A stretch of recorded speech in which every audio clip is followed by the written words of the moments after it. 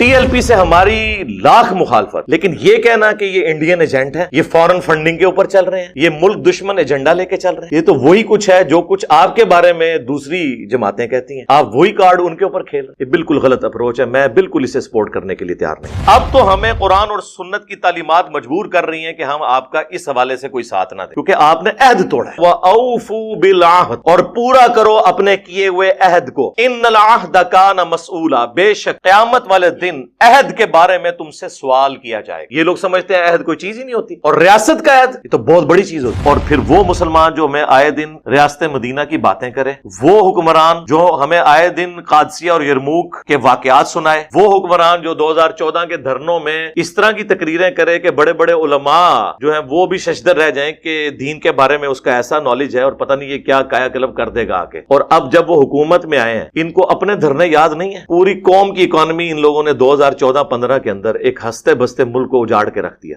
صرف یہ کہہ کے کہ جی ہمارا یہ بنیادی حق ہے۔ اچھا، وہ حق اس وقت جو حلال تھا وہ ٹی ایل پی کے لیے اب حرام ہو گیا۔ ٹی ایل پی کے جتنے بھی لوگ ہیں، کیا ہم انہیں نہیں جانتے کہ کون لوگ ہیں؟ اسی ملک کے باشندے ہیں۔ ان بیچاروں کے ہاتھ میں ڈنڈے زیادہ سے زیادہ ہوتے۔ ہاں، اگر بیچ میں آگے کوئی لوگ ایسے گھس جائیں ان کو بدنام کرنے کے لیے اور وہ اسلحہ اٹھا لیں، وہ الگ بات ہے، ورنہ بریلوی جو مکتب ہے اوورال یہ نان وائلنٹ تھا۔ جو بند مکتب جو ہے وہ یوز ہوا ہمارے ریاستی اداروں اور امریکہ کے ہاتھوں افغان وار کے چکر میں، اور وہ نان اسٹیٹ ایکٹر بنے۔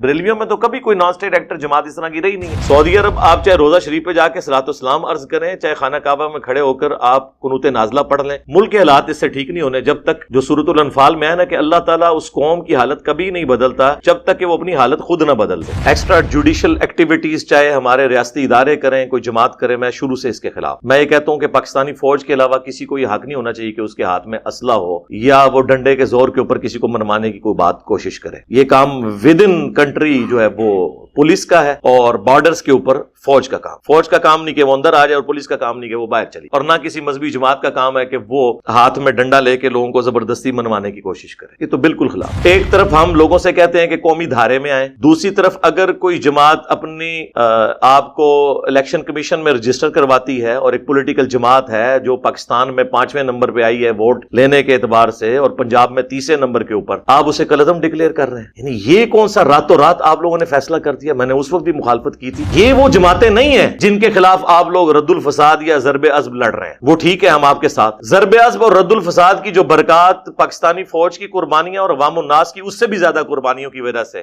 ہم نے حاصل کی تھی، وہ ساری اب یہ زیرو سے ملٹیپلائی ہو جائیں گی۔ آپ نے ایک نیا ماسک کھولا۔ میں پرسنلی خود اس حق میں نہیں ہوں کہ پاکستان جب تک مضبوط نہیں ہو جاتا ہمیں کوئی ایسا پنگا نہیں لینا چاہیے کہ ایف اے ٹی ایف کی تلوار ہمارے اوپر آ کے لگے یا ہم پر کوئی اقتصادی پابندیاں لگے۔ کل تک ہمیں عدالتوں کے فیصلوں کا احترام کرنے کا بھاشن دینے والے لوگ، اب ان کو نہیں خیال آ رہا کہ ہائی کورٹ نے کیا فیصلہ کیا، کس قانون کے تحت آپ لوگوں نے اس بندے کو پکڑا ہوا ہے۔ آپ اس کو یہ سمجھ رہے تھے کہ اسے پکڑ کے ہم اس ریولوشن جو یہ کرنے کی کوشش کر رہے ہیں اس کو کنٹرول کر لیں گے، وہ تو آپ نے زیادہ بگاڑ دیا، اس کی بجائے وہ باہر ہوتے ہیں نا۔ اب آپ نے ان کے غصے کو ایڈ فیول ٹو فائر کر دیا، جلتی پہ تیل کا کام کر دیا آپ نے۔ ایک تو ان کا لیڈر پکڑا، انہوں نے کہا جی ہم اس کو چھڑوائیں گے نہیں، آپ نے 1 پوائنٹ ایجنڈے پہ بات کریں کہ آپ نے جو فرانس کے سفیر کو نکالنا تھا وہ آپ نکالیں۔ دوسری طرف آپ دیکھیں ہمارے علماء کی مجرمانہ خاموشی، کوئی بھی سپیکر اس وقت ٹی ایل پی کے حق میں بولنے کے لیے تیار نہیں ہو رہا کہ ہم پہ کہیں پابندی نہ لگ جائے۔ تو اب آپ کو پتہ چل جانا چاہیے کہ یہ سب کچھ دنیاوی مفاد کی خاطر یہ لوگ کر رہے ہوتے ہیں، ان کا دین سے کوئی لینا دینا نہیں ہوتا۔ دین ان کا سورس آف انکم ہے، جس طرح کہ ایک سنگر کا سورس آف انکم گانے گانا ہے، بس اس سے زیادہ کچھ نہیں ان کو دین سے لینا دینا۔ یہ ان کی فرینچائزیز ہیں۔